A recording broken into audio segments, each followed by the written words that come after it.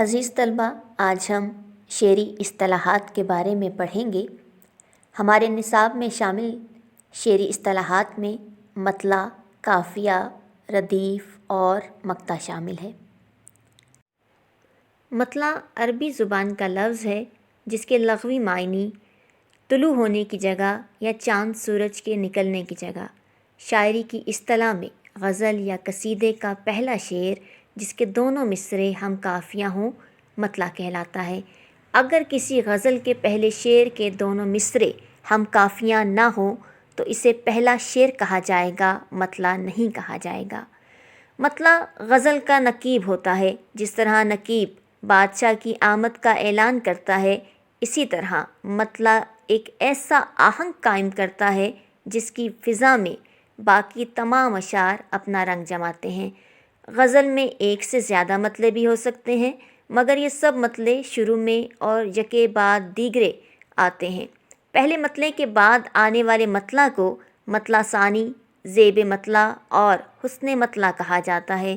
اگر تیسرا شعر بھی ہم قافیہ اور ہم ردیف ہو اسے بھی مطلع ثالث کا نام دیا جاتا ہے۔ مطلع کو سمجھنے کے لیے ہم غزل کے ان اشعار کو دیکھتے ہیں۔ غضب کیا تیرے وعدے پہ اعتبار کیا، تمام رات قیامت کا انتظار کیا۔ یہاں لفظ اعتبار اور انتظار قافیہ الفاظ استعمال ہوئے اور کیا ردیف کے طور پر استعمال ہوا، یعنی اس شعر کے اندر قافیہ اور ردیف دونوں موجود ہیں اور یہ پہلا شعر بھی ہے، لہٰذا یہ مطلع کہلائے گا۔ اس کے بعد اگلا شعر اسی غزل کا، کسی طرح جو نہ اس بت نے اعتبار کیا، میری وفا نے مجھے خوب شرمسار کیا۔ اگلا شعر بھی ہم قافیہ اور ہم ردیف ہے، لہٰذا دوسرا شعر حسن مطلع یا مطلع ثانی کہلائے گا۔ تیسرا شعر ہنسا ہنسا کے شب وصل اشک بار کیا، تسلیاں مجھے دے دے کے بے قرار کیا۔ اس تیسرے شعر میں بھی قافیہ اور ردیف موجود ہے، لہٰذا یہ شعر مطلع ثالث کہلائے گا۔ تجھے تو وعدہ دیدار ہم سے کرنا تھا، یہ کیا کیا کہ جہاں کو امیدوار کیا۔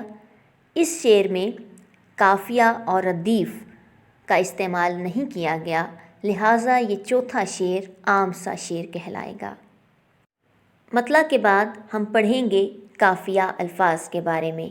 قافیے کے لفظی معنی پیچھے آنے والا، شعری اصطلاح میں وہ ہم وزن اور ہم آواز الفاظ جو شعر کے آخر میں آئیں قافیہ کہلاتے ہیں۔ قافیہ کی جمع قوافی ہے۔ اگر شعر میں ردیف موجود نہ ہو تو قافیہ ردیف سے پہلے آتا ہے، ورنہ شعر کے آخر میں آیا کرتا ہے۔ یہاں پر قافیہ کے لیے ہمارے پاس ایک شعری مثال موجود ہے کہ ایک ہی صف میں کھڑے ہو گئے محمود و ایاز، نہ کوئی بندہ رہا نہ کوئی بندہ نواز۔ یہاں ایاز اور نواز ہم قافیہ الفاظ ہیں اور یہ شعر کے آخر میں استعمال ہوئے ہیں۔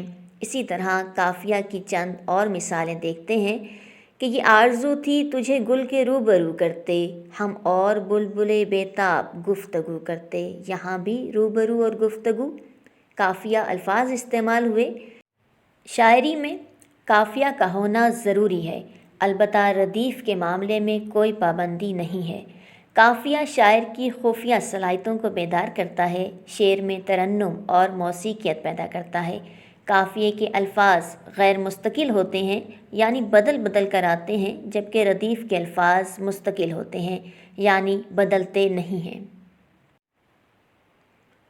اب ہم پڑھیں گے ردیف کے بارے میں۔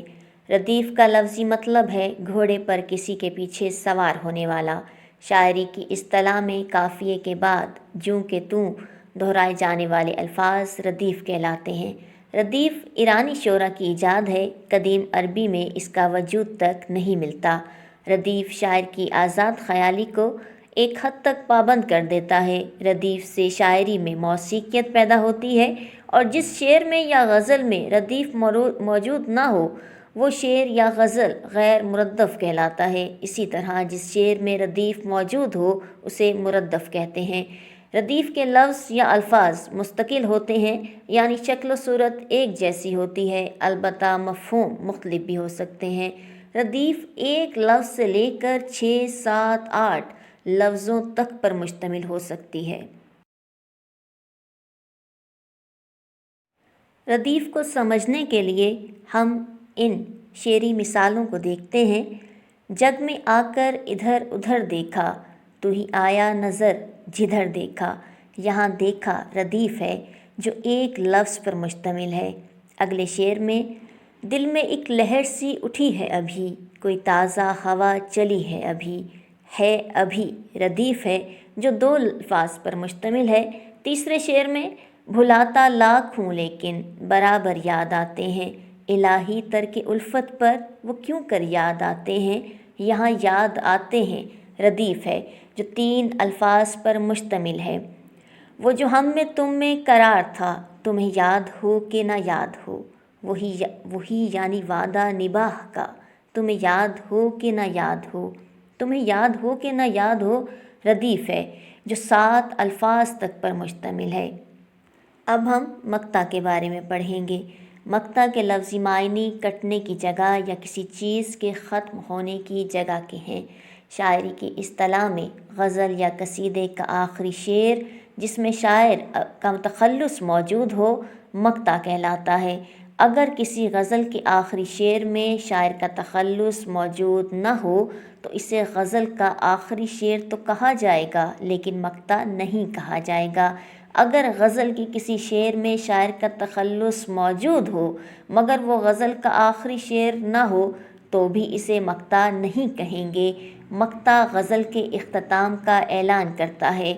مقطع قاری کو شاعر کے قریب کر دیتا ہے۔ مقطع وہ شعر ہے جس سے غزل اپنی تکمیل کو پہنچتی ہے، اور بعض اوقات مقطع میں وہ مقصد سمٹ آتا ہے جس کے لیے غزل یا قصیدہ لکھا گیا ہوتا ہے۔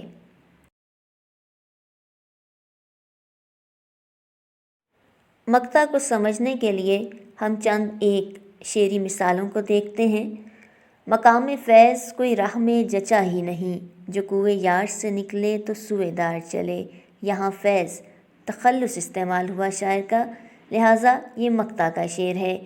سخت کافر تھا جس نے پہلے میر مذہب عشق اختیار کیا۔ یہاں میر کا مختصر نام جو وہ شاعری میں استعمال کرتے ہیں یعنی تخلص استعمال کیا گیا، لہٰذا یہ بھی مقطع کا شعر ہے۔ کیوں سنے عرض مضطرب مومن، صنم آخر خدا نہیں ہوتا۔ یہاں پر مومن تخلص استعمال کیا گیا، یعنی یہ اشعار جو ہیں وہ مقطع کو ظاہر کرتے ہیں۔